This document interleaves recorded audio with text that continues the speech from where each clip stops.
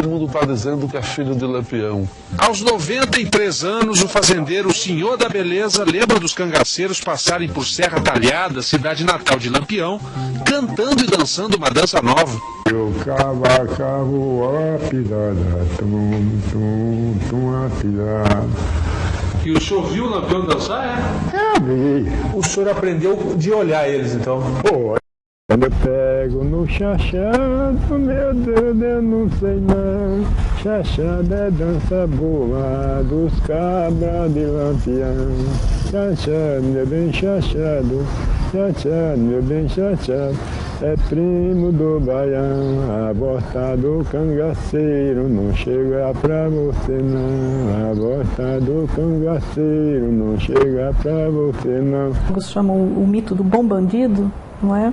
As figuras lendárias, os bandidos, os bons bandidos aparecem no mundo inteiro. São o que a gente chama de arquétipos. São figuras universais. Agora, em cada local específico, essas figuras se apresentam com características próprias, não é? E a grande figura do bom bandido que a gente tem no Nordeste é Lampião. Não é? Então, eu acredito que muitos dos aspectos valorizados no Bio do Olho Verde são aspectos paralelos ao próprio mito de Lampião. Não é? Ele é sedutor, ele é miserável, ele não é de todo mal, ele tem aspectos de gentileza, né? Ele seduz as moças gostam dele, é sinal que ele tem um bom contato com as pessoas, que ele sabe ser amável. A dubiedade da figura, que ao mesmo tempo seduz e aterroriza. É uma figura que levanta diversas dimensões que a gente reencontra na história do Bio do Olho Verde. Por exemplo, a dimensão do sagrado, a dimensão da sedução, a dimensão que a gente poderia chamar política, a dimensão também da criação de objetos, como a história de alicate, etc. A responsabilidade, mas a base para ele diz, por exemplo, em uma das partes, sim, ele diz assim, conforme consta no livro Lampião, Nero, e Bandido, a história da Lindomar, nas páginas caritais na edição tal, Virgulino, quando era criança, que estudava com o professor Domingos Soriano, assim, nos intervalos, nos momentos antes de começar as aulas ou depois, que a meninada ia brincar, ficava a garotada brincando, e Lampião ficava juntamente, Virgulino ficava com os outros meninos e meninas brincando de roda. Ora, criança que brinca de roda tem muita perspectiva de ser homossexual no seu tal. Então é assim que traz o livro. Nessa hora ele tenta... ele tenta criar uma situação de muito preconceito, na verdade, né?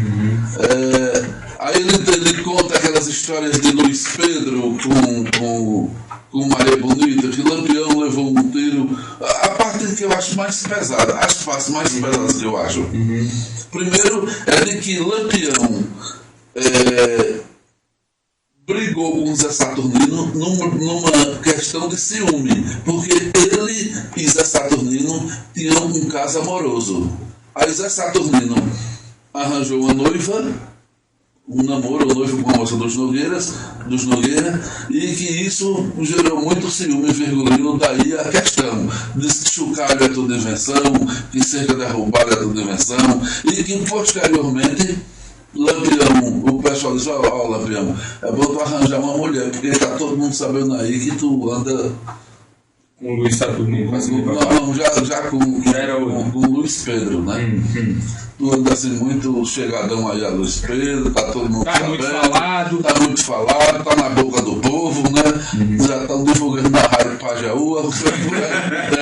E tu tem cuidado, viu? Aí foi quando arranjaram a Maria Bonita. Aí foi feito o acordo que Luiz Pedro daria conta sexualmente.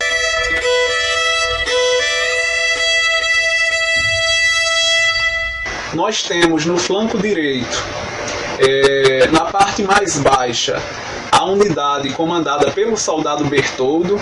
Na porção intermediária nós vamos encontrar a volante do tenente Bezerra e mais acima, ainda na parte mais alta do flanco direito, estava o sargento Aniceto Rodrigues. No flanco esquerdo, nós deveríamos encontrar o cabo Juvencio com seus homens. O Juvencio ele deveria chegar ao flanco esquerdo rodeando a margem direita, ultrapassando o Bertoldo, o Bezerra e o sargento Aniceto, dando a volta e formando um semicírculo.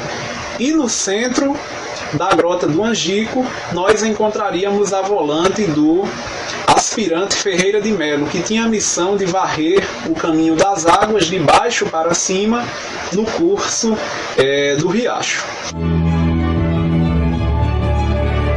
Sob as miras das armas da volante, os irmãos sobem um morro e indicam o local do esconderijo, localizado 830 metros da beira do São Francisco.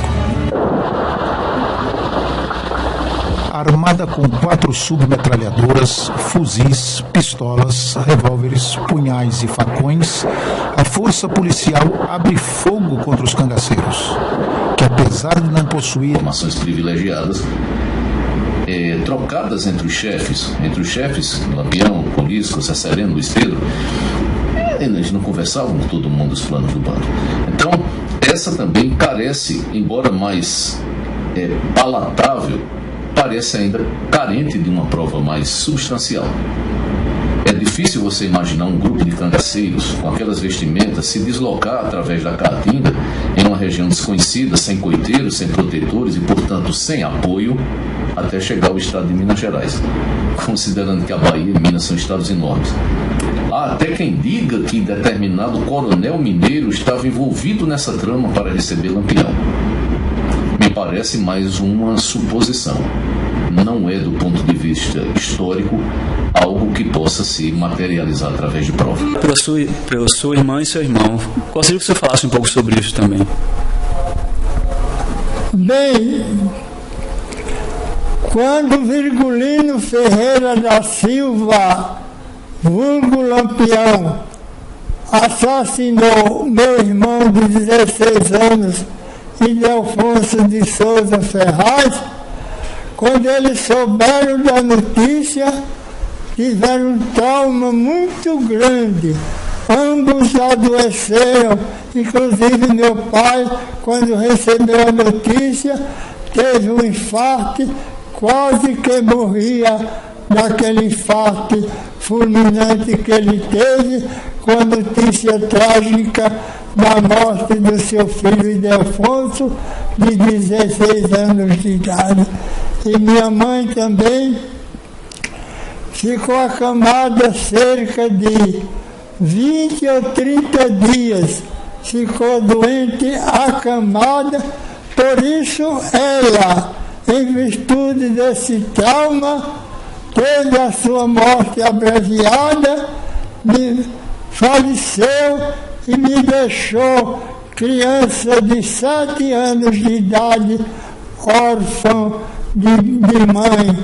E meu pai também morreu em consequência do trauma da morte do seu filho, me deixando órfão de pai aos 9 anos de idade. Assim, fui criado pela minha irmã mais velha, Ana de Souza Ferraz e Luiz Nogueira, que acabaram de me criar, como também acabaram de criar o meu irmão Idelbrando Nogueira, e assim foi trágica a nossa infância por causa desses acontecimentos, por motivo de termos, em virtude do falecimento trágico do meu irmão, a morte abreviou a vida da minha mãe, Angélica Teodora de Souza Ferraz e João de Souza Nogueira. É terra de macho, lá na Eu soube que é da cidade que tem mais viado na Bahia. O metro quadrado. Em compensação, Lampião com a coluna Prestes traçou por lá também. Sim, mas Lampião, meu filho, disse que Lampião atirava dos dois lados, rapaz. Doutor Mário. Tá, fica atrás de Lampião pra tu ver, viu? Você vai levar. Depois de zumbi, eu não duvido mais de nada. Zumbi dos Palmares. Murilo diz que estive no fim de semana no Raso da Catarina, a terra onde o Lampião andava, e por acaso disseram que ele era viado mesmo. Murilo. Que notícia, viu? Lá em Riachão do Jacuípe, diz Humberto, quem senta debaixo de uma árvore chamada barriguda vira viado. Valdo. Raimundo Calha a boca que eu não acabei com o recado, banana. Calma. Raimundo Gomes, pai de Nardelli, sabe disso, só não publicou no livro que ele fez. Vambora. Paulo Kiki fala, Mário, a linha expressa é realmente uma bela obra, porém, mais uma vez, eles pecaram na sinalização. Você, se ainda não viu, vai me dar razão quando vir. São placas pequeniníssimas e as letras só de binóculos para enxergar. Agora não é ver como você botou, não, é vir que ela corrigiu, viu? Paulo Kiki, porque rádio também é cultura. Não é isso? Que perfeição. Você corrigiu. Que perfeição. Quando tem a oportunidade... Minhas cobertas, meus embornal, ficou tudo no chão, saí correndo. Depois da morte de Lampião, seu Moreno e Dona Durvinha fugiram para Minas Gerais. Lá trocaram de nome, tiraram novos documentos e esconderam de todos que eram cangaceiros. Uma história que por mais de 60 anos foi guardada em segredo. Estou aqui no município de São José do Belmonte, mais um homem que conheceu vários cangaceiros. Um homem que tem 100 anos de idade e é muito conhecido aqui, ainda é parente de Lampião, rei do cangaço. Isso. Bom dia, seu Antônio. Tudo bom? Bom dia. O senhor chegou a ver o Virgulino Ferreira, o rei do cangaço? O Lampião era da casa de nós, de comer buchada de bode e dançar o chachado. E eu ouvi falar que ele era bandido, que roubava, que matava. O que é que o senhor tem a dizer sobre isso? Ele fazia aquilo que, como de fato, que no repórter, ele não foi cangaço, ele foi um justiceiro. Por que ele andava armado e andava armado? Ele tinha vez de estar com 40 homens na espigada. Porque, como diretora, ele gostava do direito e os fazendeiros gostavam do erro. Então com ele não era direito, ainda caminhava na bala. Carreguei montar água para eles beber. A Sufi. Ah, Maria, meu Deus. Mas era capoeira boa, de respeito. Ele era Lampião velho. Ele era bem moreno. O irmão dele é que era mais claro do que ele. Ave Maria, sofri, os pés de pau. O que foi que a senhora sentiu quando soube que Lampião tinha morrido? Ah, mas eu senti muito. Chorou? Era muito bom comigo. Dona Caboquinha, se lhe der agora liberdade nos cangaceiros, me diga que eu quero lascar. Se não tiver respeito, eu não estou aqui no cozinho, né não? A senhora cozinhava mais o que? Mais pra ele? Mais bode, todo tipo de carne? O que era que ele gostava mais? Mas era carne de gado. Carne de gado, né? Matava aquela reis, atalhava os ossos pra lá pro mato. Atalhava uma carne, estendia. Aí sofria. A senhora conheceu Maria Bonita? Era muito minha amiga. Lampião é a mais perfeita encarnação do mito primordial brasileiro, que é flagrado pelo europeu quando chega aqui, que era aquela ideia que havia no habitante do Novo Mundo de viver sem lei nem rei e ser feliz.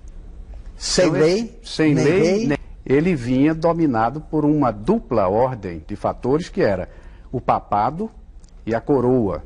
Então eram homens que se consideravam, de certo modo, quase escravizados. Mas hoje a gente chegavam aqui e encontravam aqueles homens soltos que viviam, eram os indígenas primitivos, e essa senda de liberdade, não tinha muito tempo para isso, nem era filósofo, mas ele dizia, nós sofre, mas nós goza. E botava a mão no queixo e dizia, mas o que é afinal a vida? Não é isso mesmo? Usava essa expressão. Isso ele disse a um jornalista no sertão da Bahia, que o entrevistou em 1928, logo depois dele ter chegado à Bahia. Ele disse, minha vida é sofrer e gozar. Depois parou e disse, mas isso tem alguma coisa de diferente? A vida de todo mundo não é assim? Mas é um homem que impressiona porque 1 minuto da vida dele, absoluto como foi, ele teve mais liberdade, Antônio, do que você terá em toda a sua existência. O cenário sangrava a punhal e ficava por isso mesmo. E sempre com o desenvolvimento do que no cangaço se pode considerar uma arte. A arte de matar. Bem, mas o que eu disse a você, dele ser o tipo que encarna o estilo de vida sem lei nem rei, ele vivia, portanto, como disseram os autores de outrora, à discrição da própria vontade. Quando o Lampião matava, e ele matava com muita facilidade, o que é uma característica do sertanejo a partir de uma sociedade pastoril que se forma em cima da pata do boi, mas resistindo às tribos indígenas bravias, aos felinos, às onças, etc., que impediam o assentamento das fazendas de criar, e no sertão se desenvolvem, portanto, métodos muito fortes de... Essa estética do cangaço, ela sempre foi muito rica, mesmo anteriormente a Lampião. É preciso considerar que o cangaço, ele é velho de 5 séculos. Lampião, como em tudo mais do cangaço, por ter sido o último e o mais importante dessas figuras, Lampião aprimorou um estilo que já vinha mais ou menos definido na tradição do cangaço, mas que Lampião requinta até as últimas consequências. Se nós analisarmos o traje do cangaceiro completo, a figura dele, no âmbito do que seria a figura de síntese, essa que foi tão explorada, por exemplo, por Aldemir, o traje do cangaceiro, na sua imponência, só se compara universalmente ao traje do samurai japonês, que tem da Hora da Morte, era um grande chapéu de couro, de veado, que era o couro mais flexível, não é, de melhor qualidade, ornamentado por 70 peças de ouro incrustadas na testeira, no barbicacho, no barbicacho traseiro e pela aba, com os sinais da estética, que é uma presença religiosa ou esotérica imemorial, não é? Um sinal de rebate. Quem olhar para mim desejando o mal, olhará para o meu signo de Salomão e receberá de volta aquilo.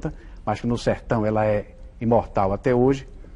E mais a Cruz de Malta, o 8 contínuo e vários outros sinais pobres que, quando combinados, dão uma arte de síntese. Ninguém falava no piano na minha frente, que eu não queria nem conversa. Ninguém falava porque eu não gostava nem de falar. Foi quando apareceu, em 69, Cristina da Mata Machado, quando nós chegamos no apartamento de Cristina, na Avenida Paulista. Estava Cila, Dadá, criança, Balão, Pitombeira, aqueles Labareda. Foi quando eu conheci todos. Então, quando eu fui entrando, levantou todo mundo. Digo, vixe, uma autoridade. Daí foi quando eu tirei aquela imagem que a senhora dizia, porque você tem um pai, todo mundo dizia, é ladrão, é chupador, é criminoso, é isso, é aquilo outro. Pronto, aí a gente fica com aquele negócio que não quer nem conversa. Lampião, herói ou bandido. Isso não existe, mas isso é muito pequeno, não cabe mais isso, essa coisa de você trilhar nesse caminho, entendeu? Hoje o cangaço é um todo. Se estuda o cangaço isoladamente, estuda todos os fatores, o que está acontecendo no Brasil, o que está acontecendo no mundo. Né? De Lampião sentado na máquina durante horas. Candeeiro me referiu recentemente que havia ocasiões em que os coiteiros traziam 4 máquinas Singer, colocadas ali numa pedra ou qualquer coisa, e eles ficavam horas a fio, dias inteiros, costurando, fazendo bornais, bordando, que o bordado era... Em alguns casos, sim, havia nessa época facilidade de importação, mas em regra era o brincaque ou a mescla azul, ou o da preferência do Lampião. Era uma mescla cor de grafite. Lampião, anos 20 e 30 do século XX, se tinha uma república mais ou menos estabilizada. Então, o cangaço era uma expressão de rebeldia regional combatida por polícias estaduais. O fato dos jovens quererem entrar na época do cangaço, a grande maioria dos cangaceiros entraram por uma questão de falta de opção, né? A impunidade fez com que esses homens entrassem nesse movimento do cangaço. Isso é muito claro quando você começa a estudar, né, toda a história do Brasil, que inclui o cangaço. Acho que essa atração pela aventura, pela liberdade, pela coragem, eu acho que isso atrai Hoje, acho que na época não. Na época, pelo menos os ex-cangaceiros com os quais eu convivi e converso até hoje, eles são muito claros. Entraram por uma questão de falta de oportunidade mesmo. Eles não tinham a quem recorrer, não tinha justiça, como nós não temos até hoje. Então, isso era claro para eles. Era uma forma, ou eles calavam, ou entravam no cangaço para vingar alguma coisa. A grande maioria entrou por uma vingança pessoal. Agora, para o sertanejo, quando você conversa hoje com o sertanejo, eles assim, eram homens que eram fortes, eram valentes, eram aqueles homens que não se subjugavam, né, a um problema. Eles veem hoje, é claro para mim também esse sentimento com relação ao cangaço, para o sertanejo hoje. Quando o senhor viu o Lampião, coronel? A primeira vez foi em Pernambuco. Ele me convidou para acompanhar ele. E eu respondi que não. Que ia negócio com para acompanhar negócio de cangaceiro e nem queria ser soldado também. O que Lampião disse que ia lhe fazer? Que disse que ia me matar com toda a família, não deixava um parente nem longe.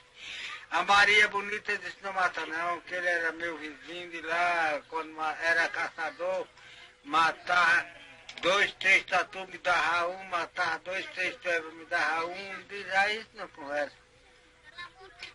Por que Lampião queria lhe matar? Porque disse que eu botei com 3 dias de rastro na Maranduba. Em janeiro de 33, houve a grande campanha do cangaceiro do Lampião, aqui na Bahia. Nós viajamos de Santa Brígida à procura do Lampião em Delmiro Gouveia. De lá descemos, passamos em Piranha, Alagoas. Ele tinha atacado o Canindé, tinha ferrado 2 mulheres. Além das rebeliões de caráter religioso, com o fim do século passado, surgiram no interior os primeiros grupos de cangaceiros que viriam construir no Nordeste gestas de heroísmo e bondade, enfrentando as organizações agrárias e sua aliada mais constante, a volante policial. Vivendo nos agrestes, utilizavam a tática da guerrilha e lutavam apenas por 2 objetivos: vingar crimes passados e conseguir munição de rifle e boca.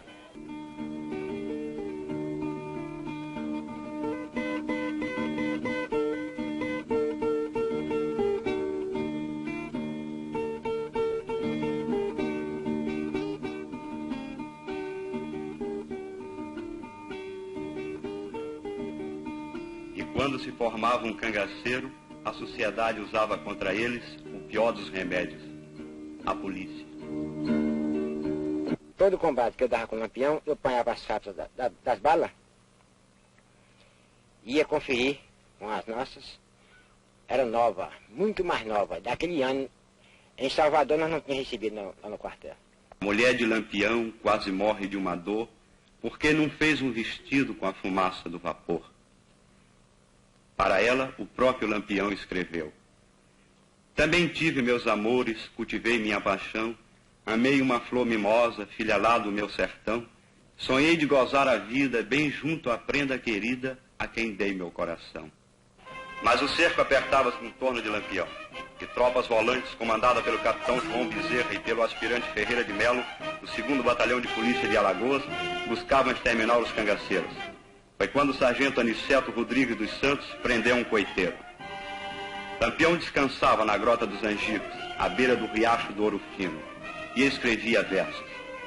Meu rifle atira cantando no compasso assustador, faz gosto brigar comigo porque sou bom cantador. Enquanto meu rifle trabalha, minha voz longe se espalha, zombando do próprio horror. Mas o coiteiro traiu Lampião, e utilizando-se de todos os meios de transportes, as volantes dividiram-se em 3 grupos sob o comando de Aniceto, Bezerra e Ferreira de Melo. Lampião seria atacado de surpresa. Não teria tempo de organizar sua guerrilha, como em outras vezes. Quando pensei que podia, o caso estava sem jeito. Vou dar trabalho ao governo, enfrentar agora de peito e trocar bala sem receio, porque morrendo num tiroteio, sei que morro satisfeito.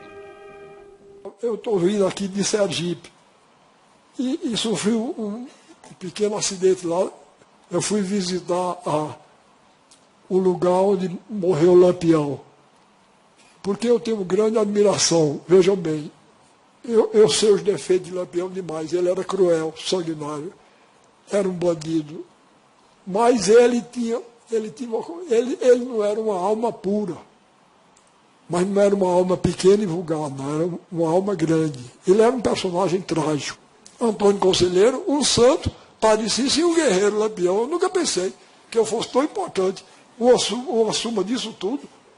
E fiquei orgulhosíssimo. Lampião e a rota de fuga pelo agreste de Alagoas Vila Craíbas. Em 1938, quando ainda pertencia a Arapiraca, a história de Virgulino Ferreira da Silva, o cangaceiro Lampião, provoca admiração por parte de alguns historiadores que encontra nessa figura emblemática um dos primeiros revolucionários sociais no Nordeste brasileiro. Outros escritores desmistificam a imagem do filho justiceiro que queria vingar a morte do pai, em função da barbárie dos crimes cometidos. Herói ou bandido, a história de Lampião, que liderou o cangaço durante 2 décadas, também teve o seu registro no agreste de Alagoas. Para saber detalhes sobre a passagem do cangaceiro e seu bando nessa região, fomos até Craíbas conversar com o funcionário público Silva Oliveira. Há alguns anos ele vem colhendo depoimento com os familiares dos primeiros moradores da antiga Vila Craíbas, que pertencia ao município de Arapiraca, para obter informações sobre a passagem de Lampião e seu bando pela região. O trabalho de pesquisa resultou no esboço de um livro intitulado O Dia em que Lampião Assustou o Agreste Alagoano. De acordo com o pesquisador, Lampião e 17 cangaceiros passaram por aqui em abril de 1938, cerca de 3 meses antes de sua morte. Segundo Silvan, nessa época o cerco estava fechado e as forças policiais estavam concentradas em Santana do Ipanema, com a criação do 2º Batalhão de Polícia Militar. Os estados de Pernambuco e Bahia já não admitiam o trânsito de cangaço na região. Virgulino estava escondido na fazenda do coronel Antônio Cacheira, em Gararuci, quando resolveu ir a Piranhas ao encontrar-se com o cangaceiro Corisco por 2 motivos: tramar a morte do tenente Zé Rufino e em seguida abandonar o cangaço, refugiando-se com Maria Bonita, no estado de Goiás. Ainda de acordo com o pesquisador, a rota de fuga foi iniciada atravessando o rio São Francisco, em Traipu. João de Almeida Sena, morador na fazenda Novo Gosto, no município de Pão de Açúcar.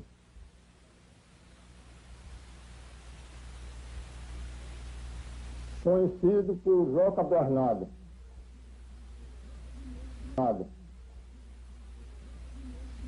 Quando levei ao conhecimento da polícia a denúncia de Lampião.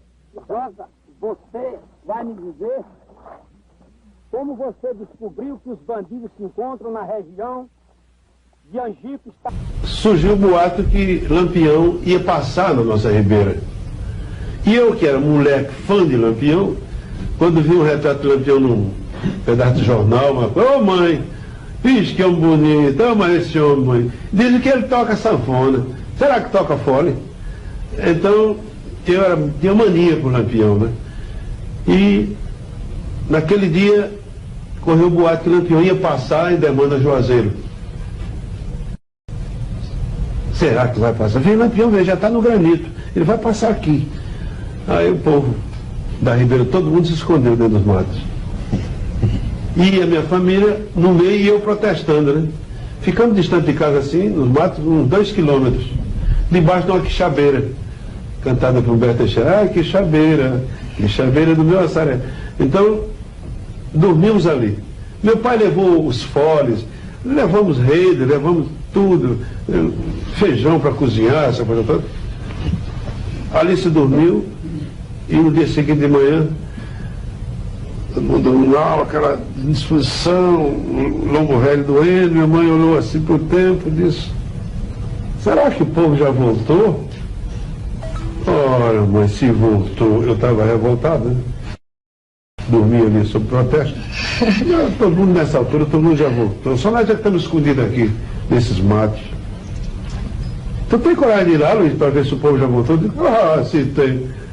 Aí eu, na espera, se Lampião passasse agora, eu achava era bom, para ver o homem de perto, sentir o cheiro dele, assim. Aí, bem no pé. Quando cheguei Na Ribeira já estava todo mundo. Nós éramos os únicos que ainda não havia voltado.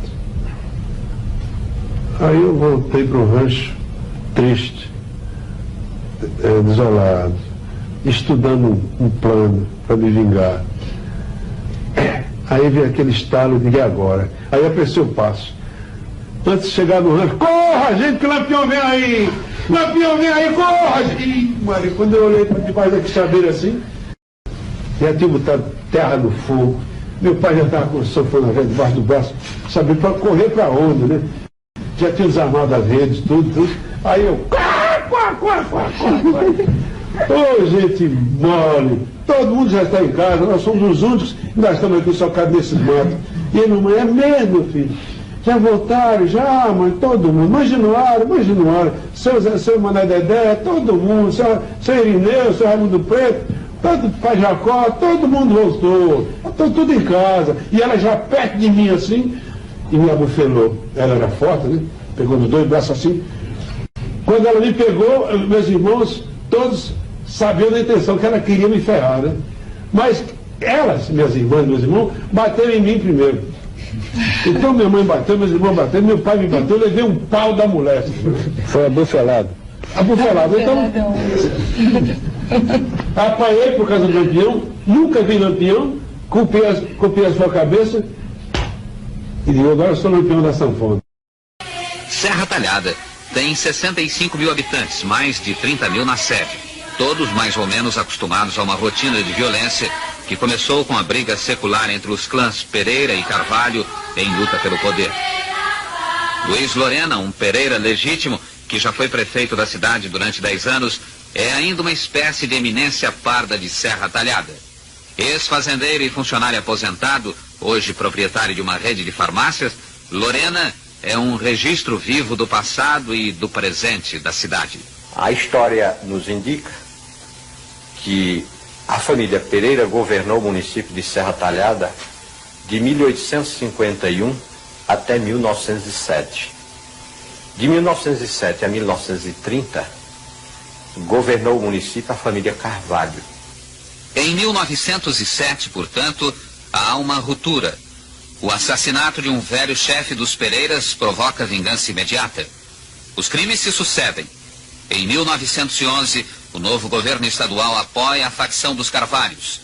Senhor Pereira, cujo irmão é liquidado com um tiro no ouvido quando dormia, assume em 1917 o comando da luta e cai no cangaço ao lado de Luiz Padre, seu primo.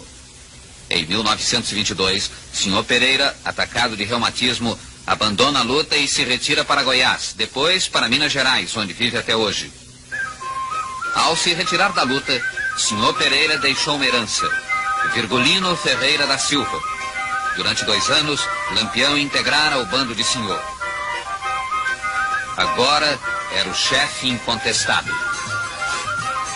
Começava a nova fase do cangaço. Com Lampião, desaparecia o cangaceiro gentilhomem e surgia o bandoleiro profissional que recrutava os párias do sertão. Gente que encontrava no cangaço, além de um refúgio, uma promessa de vida melhor e certamente mais livre. Lampião morreu, mas o seu primeiro inimigo ainda vive em Serra Talhada. José Saturnino, com mais de 80 anos. O senhor guarda mágoa de Lampião ou não? Não. De jeito nenhum. Agora ele não... Em grupo foi o maior que já usa no interior do sertão. Não tem outro igual. Porque não é brincadeira um sujeito analfabeto, assim como ele era, e fazer uma força de 100 e tantos homens.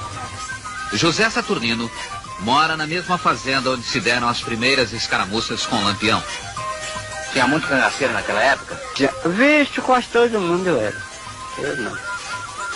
Eu dei fé sem a sombra do governo, eu não resistia não. Aí o que é que eu caí da sombra do governo? O senhor acha que teve sorte para escapar vivo? Virgem Nossa Senhora. Foi a guia, foi essa. E o senhor ficou quanto tempo na volante? Um bando de anos. O senhor teve combate com ele? Oxa! Era toda. Era enrascado mesmo, brigando. O senhor não ficava com medo, não? Hein? Então não tinha medo? Homem, eu não tinha muito medo não, porque eu vivia atrás dele. E eu, quando era com medo de um bicho, cobra quando está dando uma noite, não mete o pé. Muitos outros civis se engajaram na polícia para combater Lampião. Entre eles, membros das famílias Gaia e Ferraz, hoje em pé de guerra. Davi e João Jurubeba, da família Ferraz, são dois dos nazarenos, isto é, moradores de Nazaré, distrito mais tarde chamado Carqueja, que se tornaram conhecidos pela perseverança e valentia com que perseguiram Lampião. João, com quantos anos o senhor começou a brigar com o Lampião? Com 15 anos, 1 mês e dias.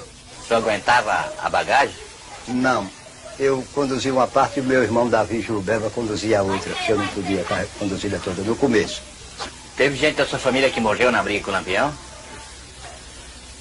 Morreram 12 a 14. O senhor também matou muito no bando dele, né?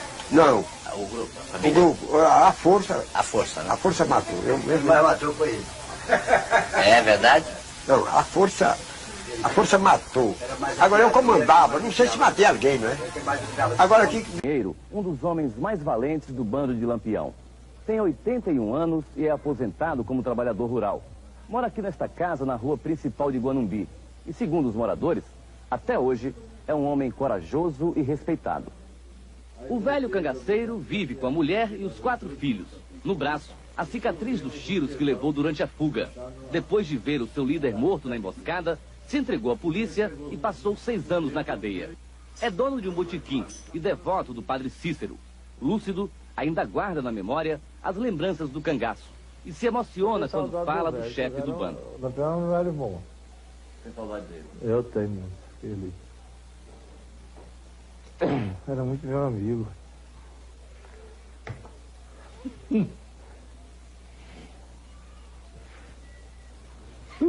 Eu não gosto de me lembrar dele, não. Emoção mais forte é reviver a história. Candeeiro está voltando à região do cangaço. As surpresas começam na viagem. É a primeira vez que vê do alto a paisagem da Caatinga fechada, Campo das Batalhas. Esta é Piranhas, uma pequena cidade alagoana nas margens do São Francisco.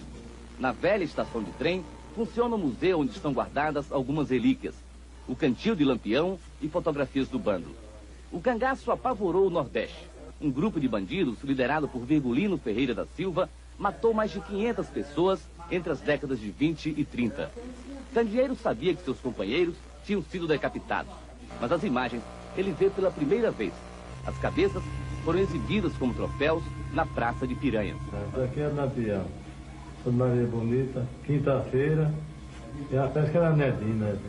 Perto de Piranhas fica Delmiro Gouveia. Aqui mora o outro lado da história. Este é José Panta Loyola, o Cabo Panta como é conhecido, o único policial vivo da volante que perseguiu os cangaceiros até a morte. Na época, o Cabo Panta tinha 26 anos. Hoje tem 84 e ainda se recorda da gratificação que ganhou para ajudar a matar Lampião. A Bahia deu 50 mil e a Lagoa deu 50 e nós, cada soldado teve direito a um conto e 20. O Cabo Panta, que agora é fazendeiro, foi convidado para um desafio: se encontrar com o velho inimigo cangaceiro. Candeeiro também foi convidado e aceitou. Os dois personagens vivos dessa história se encontraram perto da hidrelétrica de Xingó, na divisa de Alagoas com a Bahia e Sergipe. Nesta área do sertão foi travada a batalha mais violenta. As trilhas da Caatinga são testemunhas de quase 20 anos de guerra. O Cabo Panta confirma que o cerco a Lampião começou na noite do dia 27 de julho. O ataque foi na manhã do dia 28. A volante chegou com mais de 50 policiais. A primeira tropa que avançou para atacar subiu por esse riacho aqui. Na época estava tão seco quanto agora. Na frente, o Cabo Panta. Com ele, mais 3 soldados da volante. E quem foi que atirou primeiro? Foi eu. Atirou em quem? Maria Bonita. Eu dei um tiro nela, ela caiu.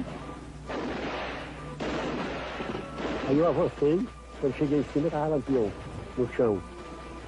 Mas eu não conhecia ele, eu dei um tiro na cabeça dele, acabei de matar, tanto. Chegou e disse: compadre, não esbagaça a cabeça que esse é Lampião. Só o fuzil do Cabo Panta disparou 90 balas. Além de Lampião e Maria Bonita, mais 9 cangaceiros foram mortos aqui. Candeeiro diz que escapou por milagre. E quando eles vieram a metralhadora para o meu lado, pegou nos meus pés aqui, que me levantou e suspendeu. Se tem subido mais ali um pau, não tem me acabado. Durante a fuga, Candeeiro passou 3 meses escondido na Caatinga, correndo da volante. Só depois se entregou à polícia. Hoje, o mesmo campo de batalha serve para selar a paz, 58 anos depois. Você não guarda mais mágoa nenhuma, né? Não. É como eu não guardo, porque eu fui soldado, eu fui ser cangaceiro, e ninguém tem mais mágoa com o outro. E muito agradecido de nós se ver. E mais um abraço, né? Um abraço. É isso. Terror de uma região que o homem nunca desiste. O sertão ainda chora e o mato ainda vive triste. Que o homem desaparece, mas a fama ainda existe. Com a morte um fica triste, o outro sente saudade. Lampião fez certo bem pra certa propriedade. Um chorava e um sorria e sentia a fatalidade. Mas veio a vivacidade do bom sargento Aniceto, que pra pedra de Belmiro telegrafou bem concreto, dizendo tem boi no pasto e daí nasceu o projeto. Bezerra sem ter façanha, tenente que eu me dedico, preparou sua volante e pôs a vida no fuxico, e dirigiu-se os seus bandos lá pra terra e no Angico. O bando de Lampião com a força resistia, e aquela grande força bala vinha e bala ia, morte em todo, muito sangue era o que acontecia. Lampião não pressentia que recebia o fracasso, recebeu o seu café, pôs na boca, ergueu o braço, quando Bezerra mandou-lhe na boca o último balaço. Aí o rei do cangaço, sentindo essa posição, foi o tenente Bezerra com sua arma na mão, um grande e imortal herói por ter morto o Lampião. Se acabava Lampião no meio do tiroteio, as águas do São Francisco entristeciam o ateio. E o nosso sertão chorava de saudade até o meio. Bezerra fez a cilada, trabalhou com sua equipe. Depois cortou as cabeças, veio de carro e não de jipe. Trouxeram em cima de um carro para as terras de Sergipe. Foi nas terras de Sergipe que começou muito bem. E Bezerra e Lampião, dizer até me convém. Bezerra foi pra história e Lampião foi pra o além. Bezerra ficou também com a sua patente andando. Lampião baixou na cova e a fama vive rondando. E até os próprios poetas sobre a ele vão cantando. No Angico ainda tem sinais com toda certeza. Uns que receberam alívio por ter tamanha surpresa, e outros que ainda choram de saudade de tristeza. Então tem chorando alguém dizendo que não foi glória.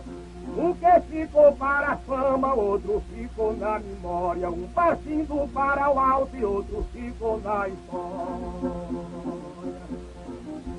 Um nas páginas da história, outro indo pra altura.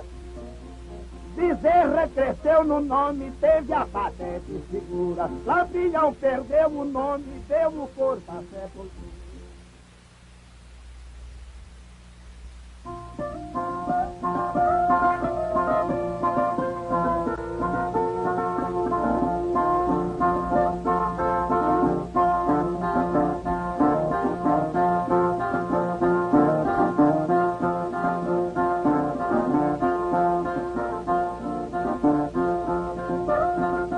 Piranhas é uma cidade como outra qualquer.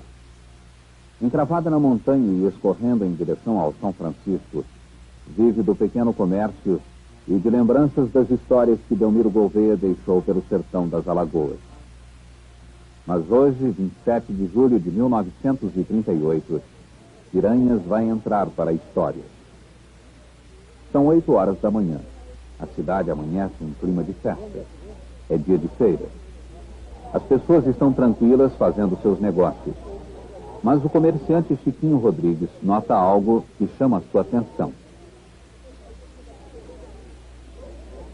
O vaqueiro Joca Bernardes em conversa com o sargento Aniceto Rodrigues.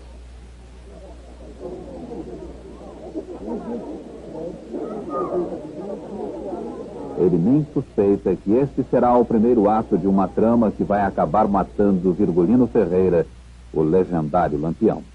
É um relato fornecido por Francisco Rodrigues Pereira. Naquela época, era comerciante aqui na casa 56, número 56, na véspera da morte do famigerado Lampião. Isso aconteceu no dia 27 de julho de 1938. Pela manhã, 8h30 da manhã. Momento que se achava aqui nesse local um caminhão de propriedade do cidadão José Nicolau. Acabava de receber um determinado volume da minha mercearia. O sargento Aniceto resolveu ficar essa manhã em Piranhas. Era um pressentimento, mas valia a pena tentar. Como tantas outras vezes, pode estar sendo enganado pelo emaranhado de pistas falsas que Lampião sempre deixa pelo caminho. A informação de Joca é precisa apenas num ponto. Lampião está a poucos quilômetros de Piranhas.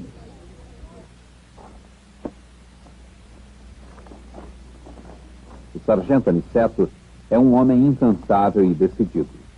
Neste seu jeito mole de andar, se esconde uma ferocidade sem limites. A sua preocupação neste momento é encontrar seu comandante, o tenente João Bezerra.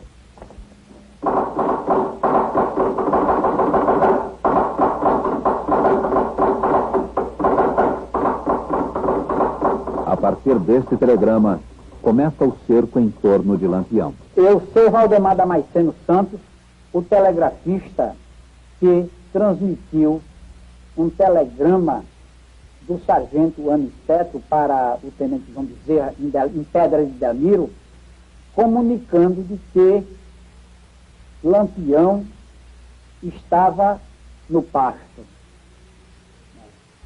Agora, o conteúdo do telegrama foi o seguinte: Tenente João Bezerra, Pedra de Delmiro, Gouveia. Boi no pasto, venha urgente. Assina, Sargento Aniceto.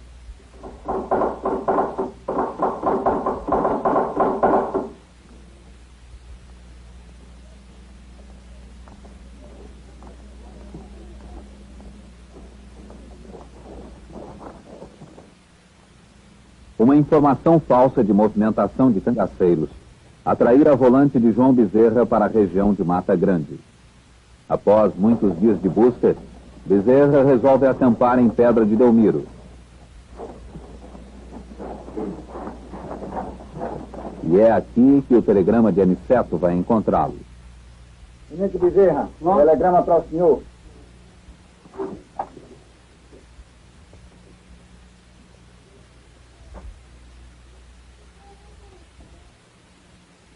O tenente João Bezerra da Silva, segundo os próprios amigos, não é um homem especialmente corajoso. João Ferreira, vamos ali.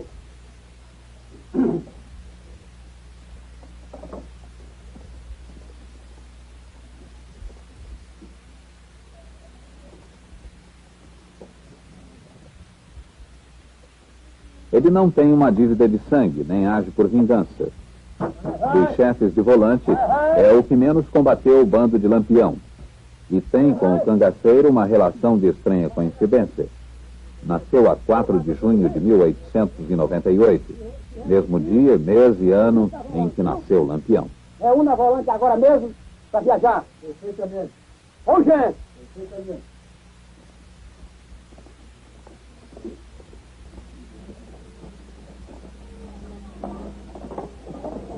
Dizem as más línguas que Bezerra não tem qualquer interesse em matar Lampião.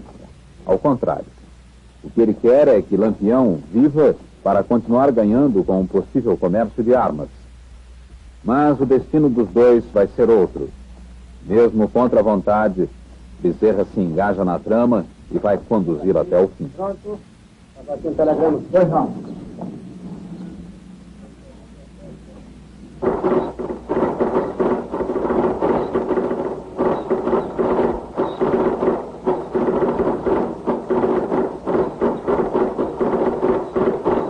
Então, dado o momento, eu notei a chegada do sargento Aniceto Rodrigues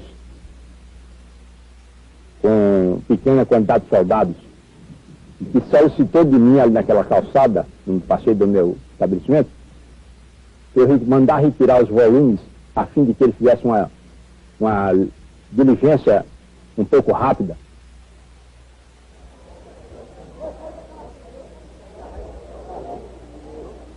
A campanha se articula por meio de um incrível jogo de astúcia. E ao subir no caminhão do Nicolau, foram palavras do Aniceto, do sargento Aniceto: vou atacar o cego nas imediações de Canapi.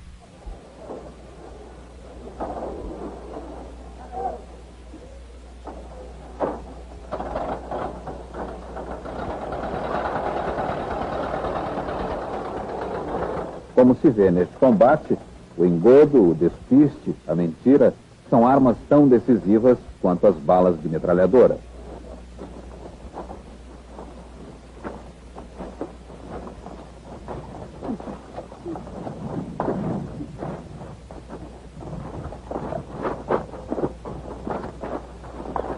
Bezerra não pretende encontrar-se com Aniceto em Piranhas. Quer evitar que descubram seus planos. Portanto, combina com Aniceto um encontro no meio da Caatinga, num lugar denominado Riacho Seco. Deus, vou me encontrar com José Pereira, Mané, Moreno, já morreu. Sob o comando de Bezerra, segue também o aspirante Francisco Ferreira de Melo e sua volante. Euclides Marques da Silva, o Mané Velho, luta para vingar a morte de seu tio. Ele é também o primo carnal de José de Neném, o marido traído de Maria Bonita. Vai me tragar, Deus, vou me encontrar com José,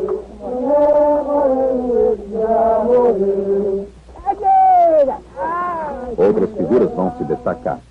O cabo Juvencio, os soldados Bida, Honoratinho, Antônio Ferro, Abdon, José Panta, João Bengo, Adrião e o soldado Santos. Os soldados pressentem qualquer coisa no ar.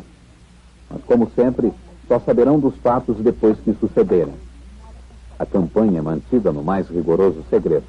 Eu sou João de Almeida Sena, morador na fazenda Novo Gosto, no município de Pão de Açúcar.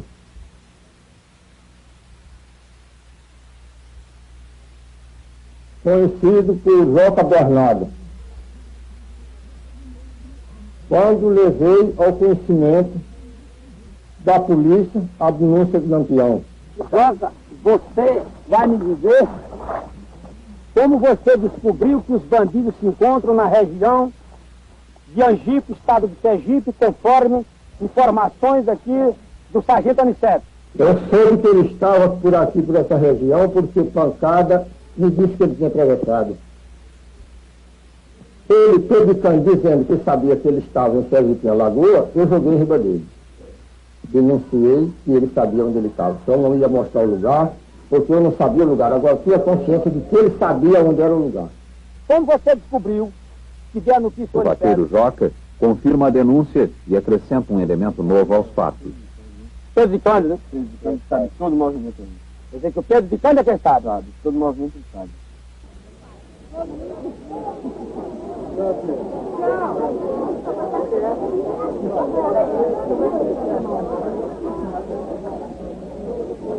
Este é Pedro de Cândido, o coiteiro de maior confiança de Lampião. Ele nem imagina que neste momento está sendo traído por Joca.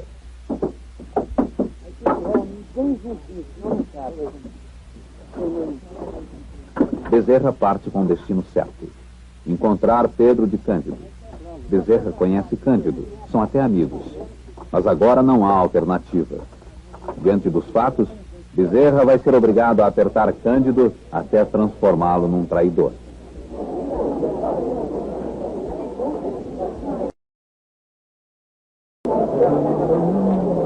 O coiteiro é o principal ponto de apoio do cangaceiro.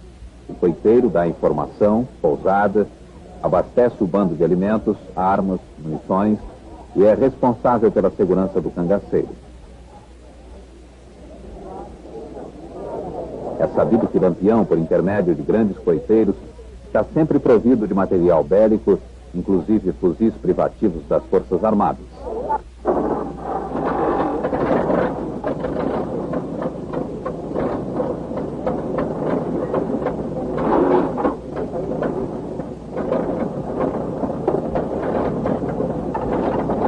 A tropa parte de Riacho Seco pelas 2 da tarde. Houve algum progresso na investigação. Mas, apesar disso, para Bezerra, o encontro com Lampião não passa de uma vaga esperança.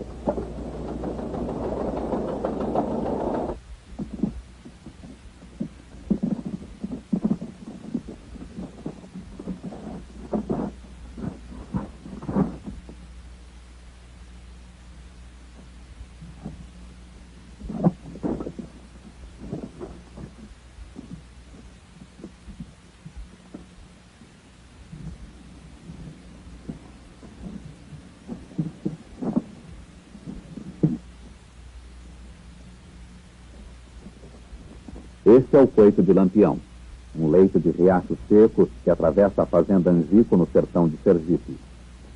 No fundo desse vale de Caatinga se encontram algumas furnas de pedras cercadas por um labirinto de cactos.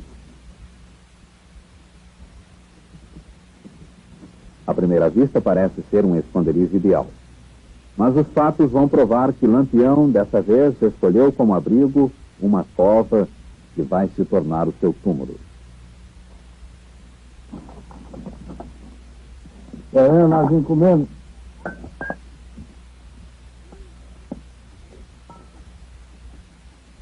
Quantos homens são? O que você quer saber?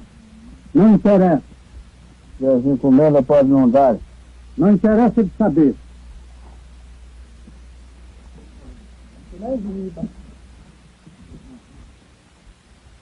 José Ribeiro Filho é conhecido no cangaço por José Sereno. Ele vem de uma família de famosos cangaceiros. Valente e autoritário, nunca deixou que sua energia se transformasse em crueldade. Chega a Angico a chamada de Lampião, chefiando um numeroso bando. Quando foi no dia 27, o Pedro foi lá. O capitão Lampião achou que eu estava discutindo com ele. Aí me chamou a atenção. Você está discutindo com o Pedro? Falei, não, senhor, capitão. Eu não estava discutindo, ele procurou quantos nós era.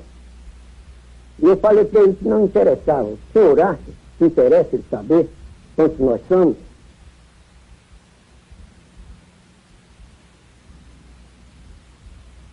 José Sereno não tem muita simpatia por Pedro de Cândido.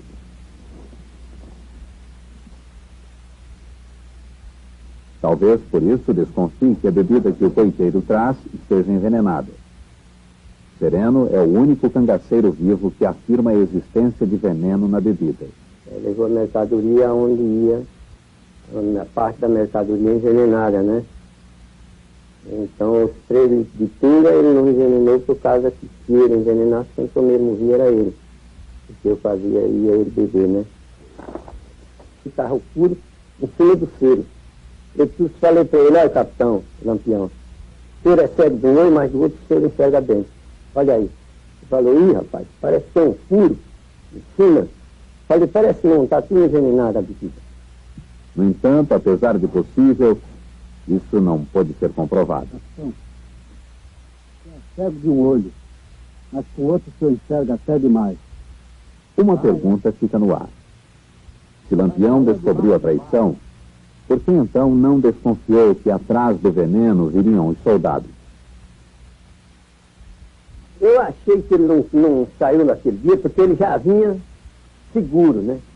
já vinha seguro, porque eles estavam todos eles meio cansados, e quando sentava, cochilava. Eu procurei para eles, os senhores dançaram, viajaram a noite inteira e o dia? Não. Eu disse, como é que todo mundo senta e já cochila? Ah, já estou cansado mesmo. Estou cansado mesmo. Eu acreditei que alguma coisa eles já tinham tomado. Alguma droga, né? Porque não era possível ele estar naquela situação. Porque mesmo vendo a bebida envenenada, ele não acreditou que estava sendo traído. Corre por todo o Nordeste que o Lampião está tuberculoso. Mas, pelo visto, ele está de boa saúde. Tem um olho só, mas uma excelente vista. É analfabeto, mas escreve poemas. É ignorante, mas cansa de enganar a volante. É bandido, mas tem a patente de capitão. É verdade que ele anda meio esquisito ultimamente, distraído, cansado, mas disposto como nunca a continuar a sua luta.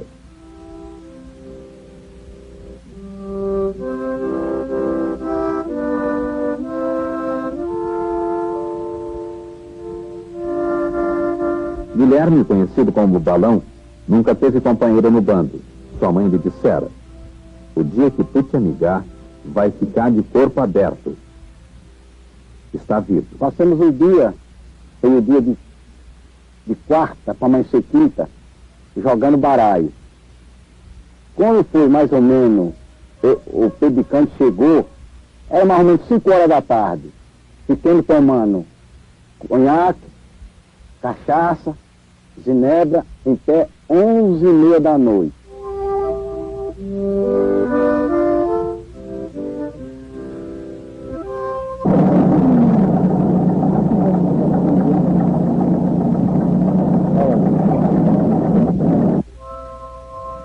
Criança, hoje se chama Vitor Rodrigues, veio para o Cangaço em 31, está no bando de Sereno. Nós passamos a tarde conversando, eu, o Lampião, Vestido, Zé Sereno, Balão, vem quinta-feira.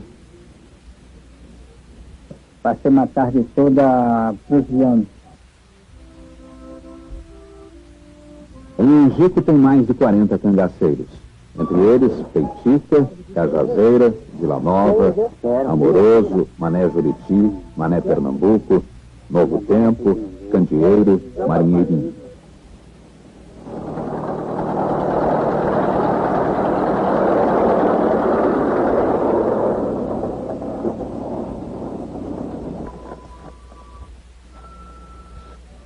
Eu quero, vira uma pra mim. Peraí, tenha calma, vira uma pra mim. Lampião está esperando por isso e o bando de Ângelo Roque da Costa, o Labareda. Juntos formarão um grupo de 70 homens. E parece que vão se encontrar para tomar uma decisão importante. O motivo principal desse encontro nunca ficará esclarecido. É provável que Lampião estivesse preparando uma vingança contra José Rufino, comandante de uma volante baiana, implacável matador de cangaceiros. Ao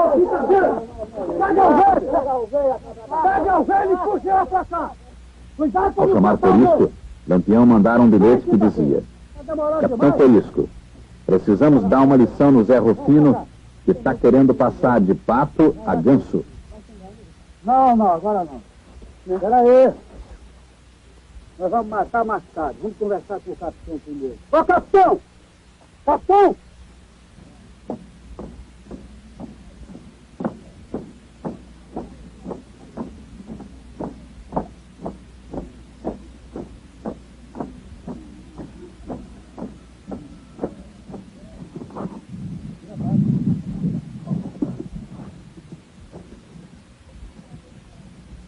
As peças deste jogo de vida e morte começam a se juntar. Enquanto Bezerra chega a Piranhas, os cangaceiros se julgam seguros no coito de Angico.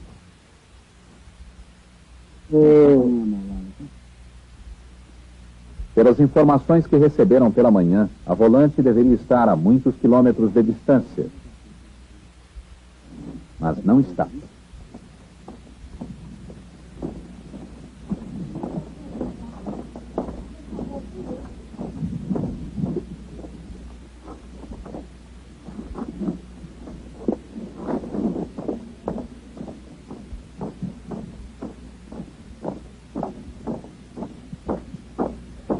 Bezerra ruma para o porto.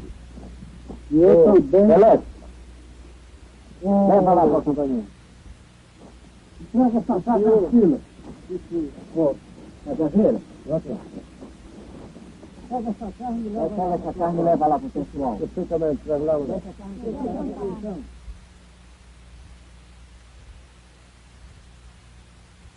No porto de Piranhas, Bezerra encontra sua primeira dificuldade. Não consegue uma embarcação capaz de transportar a sua tropa rio abaixo.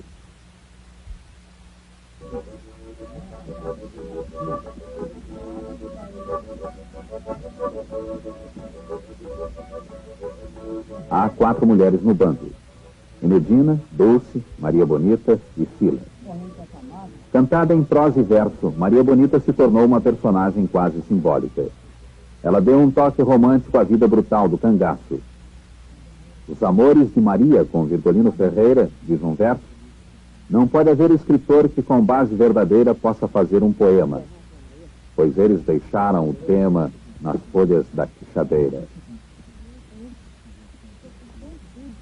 Era uma mulher irrequieta, de temperamento difícil. Sua grande amiga é Sila, mulher de José Sereno. Lampião me pediu para mim fazer a roupa do José, o sobrinho dele. Eu comecei a costurar numa máquina muito pequenininha, de madeira, a tablinha de madeira, eu sentada numa pedra. Ô José, vem cá, deixa eu imitar o culote. Sila passou a tarde costurando um culote para José, filho de Virtuosa, irmã mais velha de Lampião. Tem 16 anos e entrara há pouco para o banco.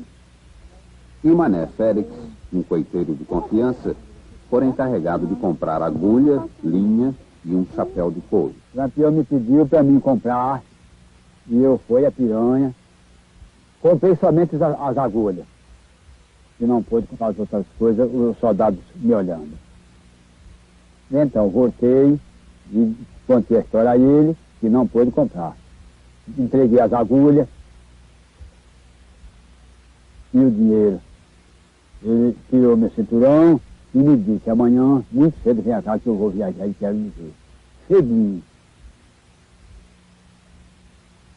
Quando eu ia chegando, esse dia foi embora.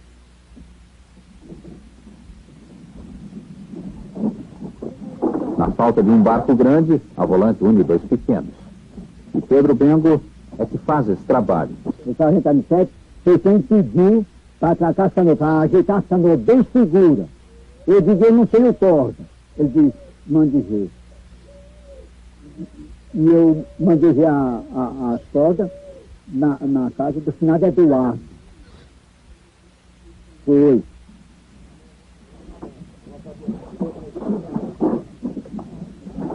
A tropa desce o São Francisco na direção de Entremontes em busca de Pedro de Cândido.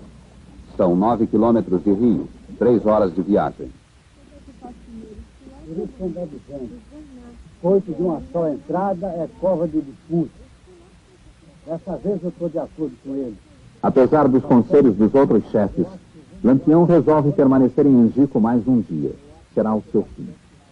Sereno acha o local perigoso e se lembra que Corisco uma vez já dissera: coito de uma só saída é cova de defunto. Mas Lampião decide ficar porque tinha encontro marcado justamente com Corisco. Obedecendo ao chamado de seu chefe, Corisco ruma para as barrancas do São Francisco, a caminho de Angico.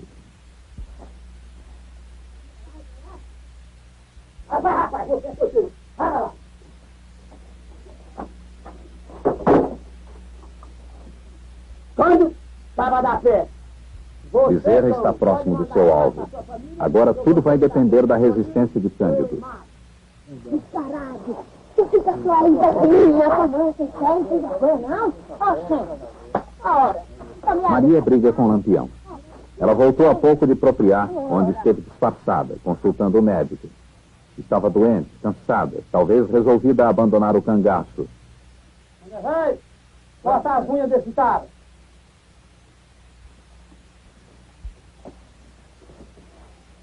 Essa foi a pedra, a última vez que eu sentei com a Maria.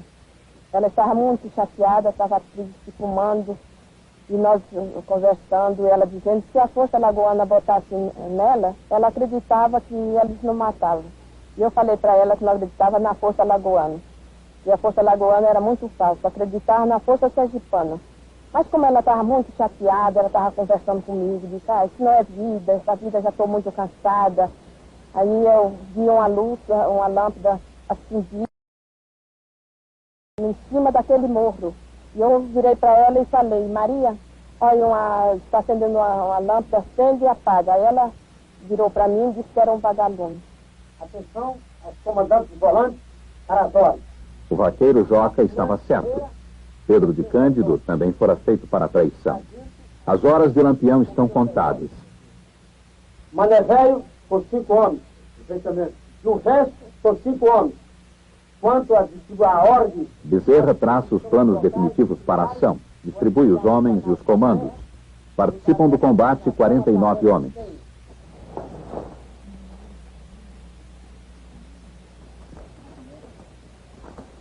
Ao chegar à beira do São Francisco, Corisco percebe a movimentação da volante. Resolve atravessar o rio no dia seguinte. Saindo da casa de Cândido, a tropa atravessa o rio e chega em Sergipe. Um dos barqueiros, Cício Preto, conta como foi. Quando chegamos no porto de Sergipe, encostado à proa em uma caideira, ele mandou encostar, encostei, disse agora vamos à casa do Duvar buscar ele. Durval, irmão de Cândido, vai virar peça importante na história. Meia-noite, mais ou menos, eu estava dormindo ali na fazenda Angico, né? Chegou o meu irmão Pedro Cândido com o tenente João Bezerra e o aspirante Chico Ferreira, Francisco Ferreira. Né? Então me acordaram, meu irmão me acordou. Quando eu saí fora, o Chico Ferreira até me empurrou. O João Bezerra não deixou ele empurrar. Então o Pedro perguntou se os cangaceiros de Lampião ainda estavam aí no Riacho do Angico. Eu disse a ele que estava.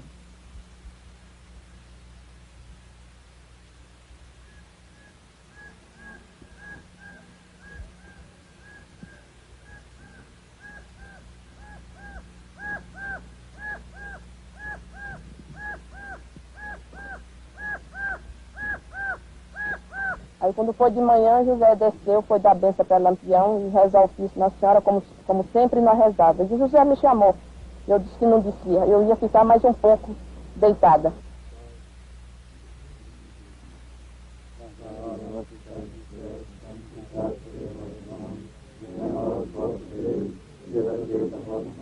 Então eu segui com a volante. Ele perguntou, eles estão aí? Eles estão. Até 5 horas eles estão aí. Então vamos, eu saí com o João Bezerra, meu irmão e Chico Ferreira.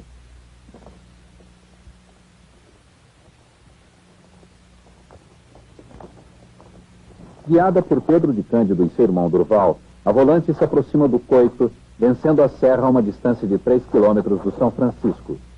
Os soldados estão tensos e nervosos e ainda não sabem contra quem vão lutar. Este é Cajazeira. Na fuga vai se perder de sua mulher Enedina e nunca mais vai vê-la. Diferente, dado como morto em Angico, na verdade consegue fugir. Mas há 3 cangaceiros mortos que não foram até hoje identificados. Luiz Pedro, compadre de Lampião e seu amigo mais fiel. Em 27, matou por acidente Antônio Ferreira, irmão de Lampião. Sua vida é poupada pelo chefe. Luiz Pedro faz um pacto de sangue. Morrer junto com Lampião. Vai cumprir sua promessa. Depois de romper o cerco, volta para morrer. Eu estava dormindo, acordei com os tiros, com a volante dando tiro. Eu peguei o precata, calcei, peguei os arreios, me aquitei, peguei o fuzil e saí dando tiro. Dormia dando tiro, que era para eles afastar para eu sair. Municiada com 2.300 balas de fuzil e 700 de metralhadoras, a volante está muito próxima do Coito. As ordens de Bezerra são severas. não fazer ruído e bala na agulha do fuzil.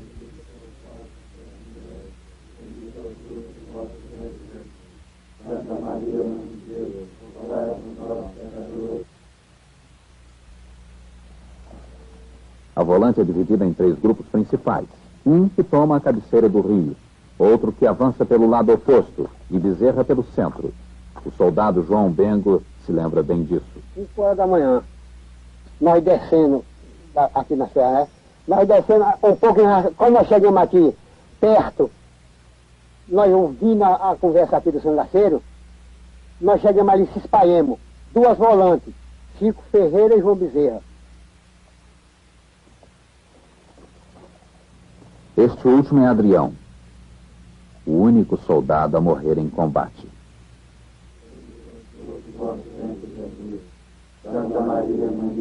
Naquele meu eu recebi aquela rajada de metralhadora nas costas, nas pernas, né? Que eu olhei o bezerrozinho entrando debaixo da tolda de criança. Dava o mosquetão, o primeiro tiro, ele caiu, né? Ele disse, você perdeu a fama, cara. Ele ribou a mão, atirei de novo, bateu na mão, a metralhadora dele escapou. Aí ele abriu a boca no mundo, tô baleado, tô baleado. O grupo comandado pelo aspirante Ferreira se destaca na vanguarda da volante e se aproxima do coito por dentro do riacho. Um desses soldados é José Panta Godoy. Ele vai atirar 2 vezes em Maria Bonita, para matar. Eu me chamo José Panta, membro da volante Francisco Ferreira. Lembro como hoje que estava nessa pedra quando começamos a combater Lampião. Eu nessa pedra e os 3 colegas meus, Noratinho, Abidão e Antônio Ferro, naquela. Este é quinta-feira. Foi o que mais lutou e só morreu depois de sangrado várias vezes. Depois que ele acabou de rezar o ofício, eu me deitei de novo, né? Aí nisso ele mandou Amoroso ir pegar uns cantinhos de água para fazer um café. Quando o rapaz chegou na mina, que abaixou, que ele meteu o cantinho dentro d'água, aí a volante disparou as espingardas. Então o mosquetão dele ficou lá na mina.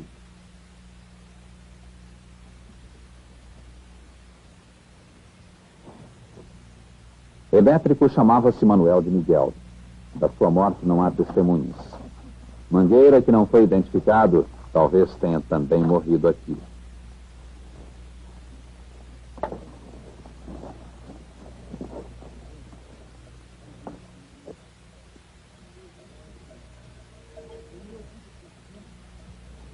Enedina, mulher de Cajazeira, vai morrer com um tiro na cabeça quando foge atrás de Sila. Eu estava deitado, mas um cabra meu com o nome de Margulhão, eles deram uma rajada de metralhadora em cima da coberta, que torou a coberta no meio. Neste momento, Margulhão foi e falou para mim, eu já estou baleado. Ao lado de Balão está Mergulhão. Vai morrer sem sair deste lugar. E quando cheguei assim na frente, já estava um soldado da volante batendo na cabeça do Margulhão. Comecei a morrer o bandido da peste. Aí eu fui chegando. Ele me meteu o fuzil na perna esquerda, encostou a boca do fuzil. Eu também encostei a boca do mosquetão dele. Aí fizemos uma cruz. Ele caiu para lá e eu caí para cá. E o Margulhão caiu assim de frente, estava encostado até um pé de patinga de porco. Aí eu vi que ele não tinha me quebrado a perna, eu levantei e corri atrás de Sila, Zé Sereno e a finada Anedina. Na frente eles passaram uma bala na cabeça da Anedina, que eu vi o tutano dela voou, que pegou na saia da Sila de Zé Sereno.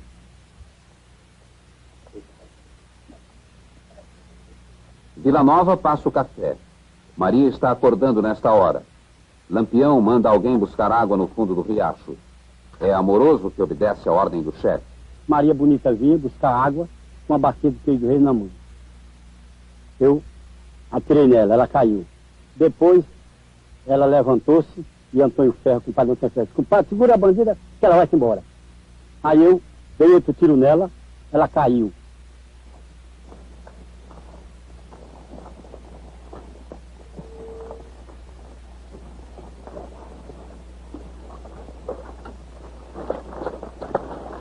Quando eu olhei dentro do riacho, já estava formigando de soldado lá em Cangaceiro morto e já soldado lá misturado.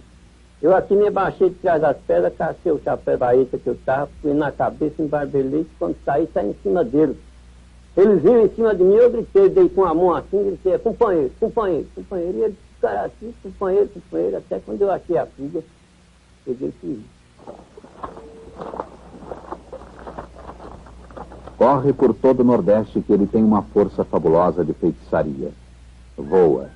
Tem o dom da invisibilidade e da magia. O povo diz que Lampião é mandingueiro, que tem um corpo fechado.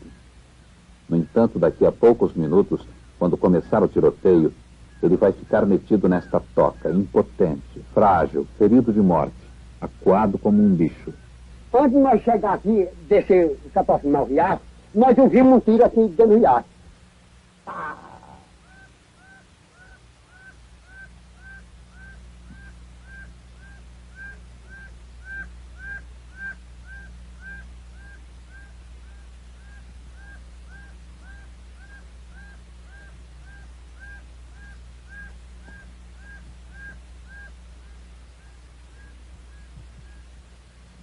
E este é Abidon, o soldado que vai dar o primeiro tiro em Angico.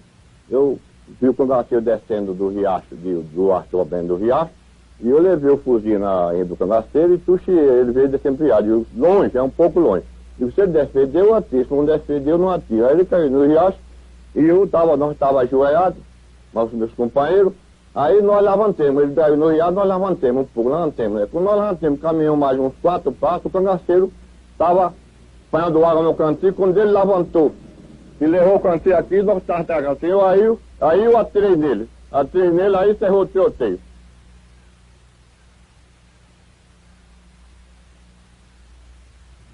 Amoroso se... O perigo está ali, ao seu lado. O Acauã chora ao longe a sorte do cangaço.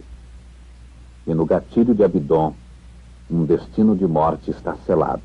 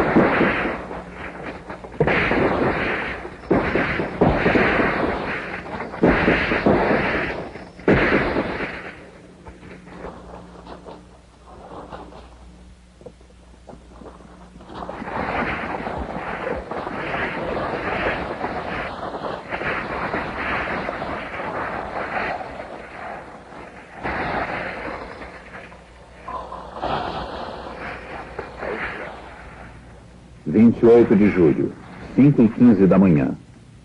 Lampião está morto. O cangaço termina aqui. O mito de Lampião permanece. De sua fortuna restaram o fuzil, o punhal, as cartucheiras, os óculos, os bornais, as alpercatas e a sua cabeça, cortada. A viola tá chorando com razão. Tá de luto cangaceiro, tá de luto meu sertão. A viola tá chorando com razão. Lá na grota do Angico, no meio da escuridão, cercado por todo lado, foi ferido a supetão. Foi pegado e foi traído o gigante do sertão. Foi assim lá degolado o terrível Lampião.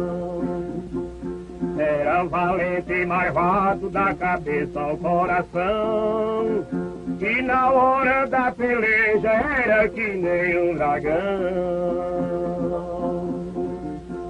Quando pegava o fuzil parecia um furacão. Seu pau de fogo valia muito mais que um canhão. Tinha o barulho do mar e a rapidez do trovão. Mas quando o fogo cessava, nunca vi tão bom cristão. E dava tanta esmola, fazia tanto sermão, que nenhum homem de bem ou um frade capelão. Era brabo, era marvado, virgulino Lampião, mas era pra que negar nas fibras do coração o mais perfeito retrato da caatinga do sertão. A viola tá chorando com razão, soluçando de saudade, gemendo de compaixão. Degolaram Virgulino, acabou-se Lampião. A viola tá chorando com razão. Lá na grota do Angico, no meio da escuridão, cercado por todo lado, foi ferido a supetão. Foi pegado e foi traído o gigante do sertão. Foi assim lá degolado o terrível Lampião. Era valente e marvado, e na hora da peleja era que nem um dragão. Quando pegava o fuzil parecia um furacão. Seu pau de fogo valia muito mais que um canhão.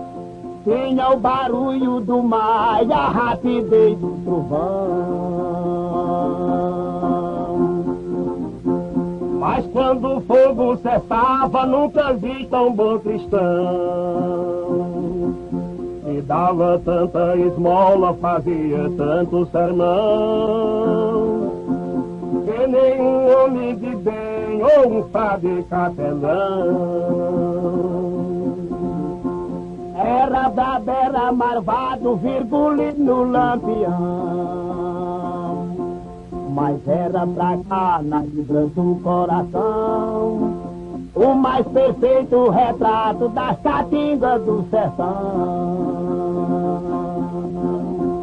A viola tá chorando com razão. Cangaço, do assombro do sertão. Pela, Lampião, é no rei do cangaço, o assombro. Cangaço, do assombro do sertão. Pela, Lampião, cangaço, o assombro do cangaço, o assombro do sertão. Pela, pela, pela, pela, pela, pela, Lampião. É no rei do cangaço, o assombro do cangaço, o assombro do sertão. Pela, pela, pela, pela, pela, pela, Lampião. É no rei do cangaço, o assombro do cangaço, o assombro do sertão. Pela, pela, pela, pela, pela, pela, Lampião. É no rei do cangaço, o assombro. Lampião, rei do cangaço, quem muitos local andou, foi honesto e verdadeiro, também foi agricultor, andou pelo mundo inteiro, que Lampião foi vaqueiro e honrado por onde andou. Na antiga estação ferroviária, o Museu do Cangaço tem relíquias que contam a história do maior personagem do folclore sertanejo, a história de Lampião.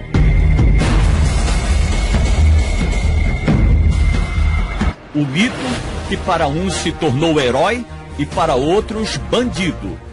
Cangaço, o assombro do sertão. Pela, pela, pela, pela, pela, pela, Lampião. É no rei do cangaço, o assombro do cangaço, o assombro do sertão. Pela, pela, pela, pela, pela, pela, Lampião. É no rei do cangaço, o assombro. Lampião, rei do cangaço, quem muitos local andou, foi honesto e verdadeiro, também foi agricultor, andou pelo mundo inteiro, que Lampião foi vaqueiro e honrado por onde andou. Na antiga estação ferroviária, o Museu do Cangaço tem relíquias que contam a história do maior personagem do folclore sertanejo, a história de Lampião.